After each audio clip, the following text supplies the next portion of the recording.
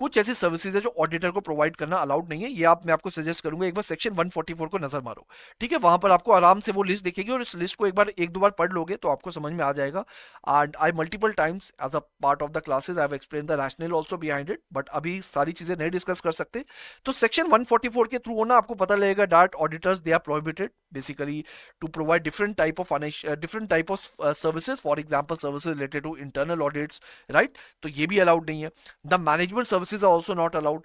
The accounting and I would say bookkeeping services, they are also not allowed as a part of it. Apart from that, the investment advisory services ये भी allowed करना नहीं, क्योंकि ये सारी चीजें जो हैं, all such type of things that are there, they basically somewhere they have the scope to compromise the independence of the auditor। ठीक है, तो हम नहीं चाहते कि उसकी इंडिपेंडेंस किसी भी तरह कॉम्प्रोमाइज हो, so that is why these type of services are not allowed for the auditor to be performed, right? So that there is no situation of conflict of interest, and office of profit situation is also not there.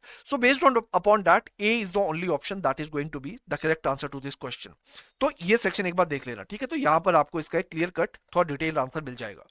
Question number 15, public offers of securities must be in dash. तो ये तो बहुत easy question है, इससे easy question मुझे नहीं लगता आपको मिल सकता है एग्जाम में, राइट? इसका आंसर है डीमैट फॉर्म, ठीक है? तो फिजिकल फॉर्म को हम खत्म कर रहे हैं, right, because of the different challenges that are associated with it. So the public offer security they must be available in, they must be issued only in